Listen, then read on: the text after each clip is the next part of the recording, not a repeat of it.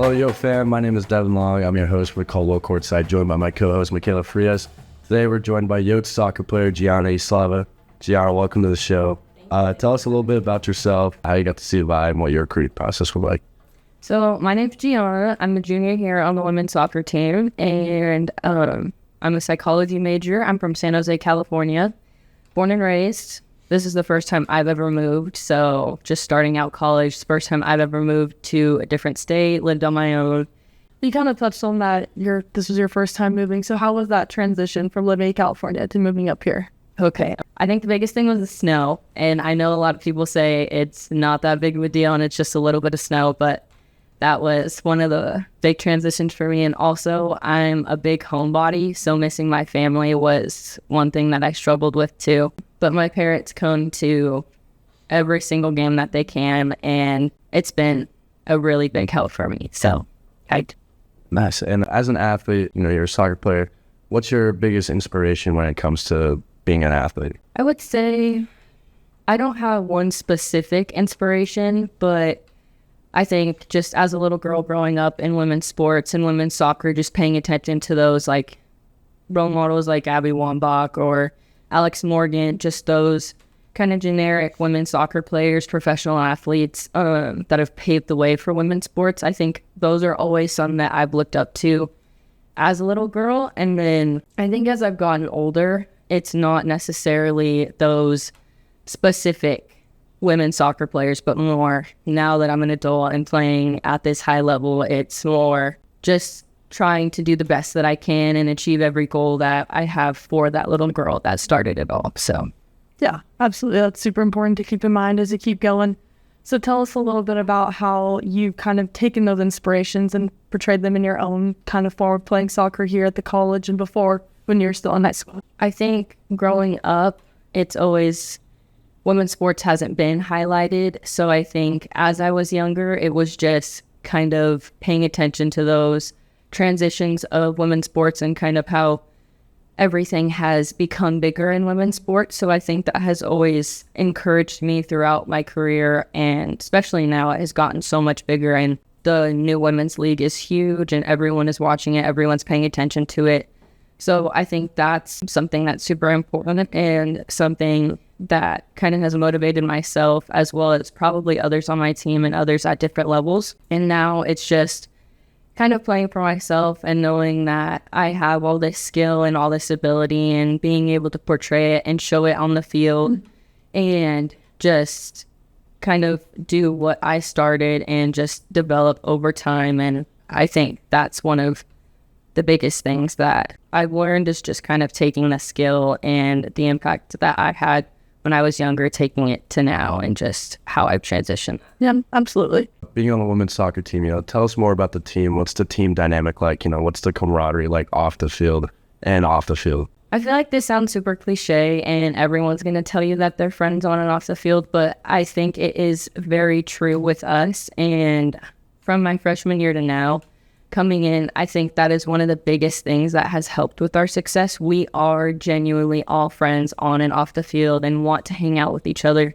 not just play soccer, but go and do little things here and there. And I think if you create a relationship outside of the field, it allows you to have respect and just be friends on the field and not take things to heart. And I think two of the biggest values that we stand by would be accountability and respect. And again, creating that relationship off the field allows you to have that respect for one another when you're on the field. If you're saying something maybe in a negative way, someone's not going to take it to heart, and they know you have that relationship with one another. Once the game ends, once practice ends, outside of the lines, everyone is just truly friends and knows that we all have each other's back and it's all for the best. Yeah, for sure. I think that's really shows on your team. You guys have incredible chemistry and you can see it in every single game. But to kind of flash back a little bit to your freshman campaign, you've had an incredible season. You received so many great accomplishments. So tell us a little bit about what was your mindset that first year and how did you want to tackle some of the challenges that you went through? I think coming in my freshman year, I had gone through so many struggles in high school and throughout clubs. My club experience wasn't the easiest for me, and I think coming here was a fresh start with all new girls that I had never met and the most amazing coach that I have ever played for. Yeah. In program, there's just so much camaraderie. I think coming in my freshman year, I had no expectation of myself. I just wanted to come in and play and come and love the game again, because I think throughout club, I didn't love soccer and I didn't really want to play anymore. But once I came here, I found that love for soccer again, and it was just so fun to play with everyone who loves the same game and also loves each other and values everyone that comes in and out, and just play together and have fun together. I think the biggest thing for me was just having no expectation of myself and just wanting to find that love of soccer again. Nice. And then, so as a junior now, how's like your leadership role like developed since being a freshman? It has definitely changed since being a freshman. Coming in my freshman year, I was always one that looked up to my seniors, juniors, whatever. And one of my biggest role models was Chloe Teach. She's now graduated. She was a fifth year last year. And I think just coming to a bunch of the seniors with questions and concerns and just knowing that they all had my back made me feel more comfortable. So I think coming into my junior year and also going into next year, now that I'm expected to be the captain and have that role and have those different responsibilities, I want to just embrace all of them and take everyone in as much as I can, and know that anyone can come to me if they need anything, help on and off the field. I just try to be as open and approachable as possible, and just want to have that level of respect and comfort with everyone that I had with my seniors. Yeah, it definitely sets you guys up for a really good dynamic moving forward.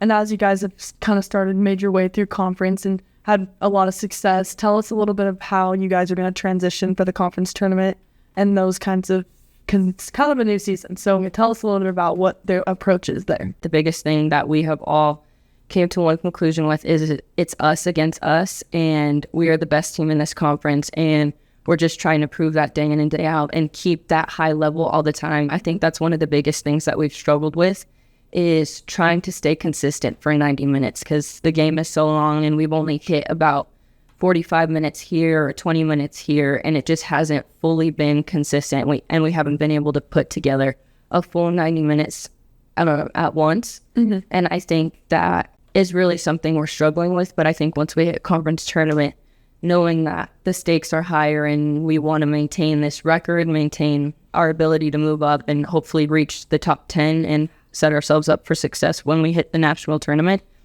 I think we're starting to move towards playing a full, consistent 90 minutes. And I think that will be the biggest thing going into conference, is just playing consistently together for 90 minutes. Yeah, and those are some great points. So, as a team dynamic, you want to be able to move far as a team and be able to work together and get as far as possible in the postseason. But for you personally, what keeps you motivated in like the later half of the season? How do you keep going? How do you keep playing at your highest level? I think just the team itself really keeps us motivated, and myself motivated. We're all doing this together, and we're all playing together, and we're all trying to reach this common goal. And I think one of the biggest things from this year compared to my freshman year is how much skill and how much we are able to play together. And it's not just one person scoring every single goal or assisting or doing everything. There is just so many different girls on this team with so much skill, all coming with the same intentions and putting up numbers every day. There's not just one person that's scoring. There are so many on our team that have those opportunities and take those opportunities to score every day. So I think just this team itself allows me to want to be better and just do it for each other. And I think everyone would say the same on our team. We're just doing it for each other.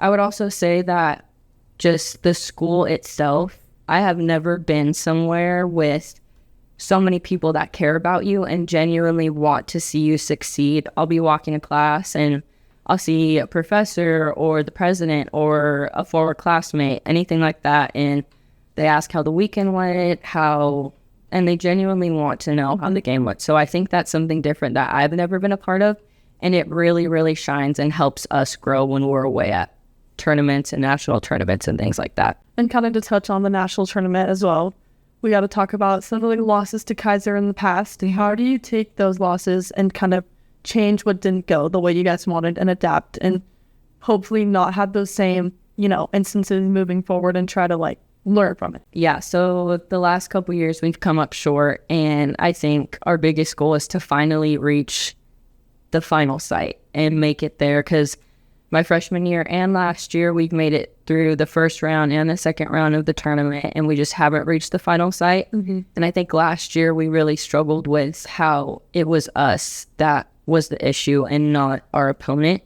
They were not better than us, and I think we really shot ourselves in the foot and weren't able to perform at the level in that time.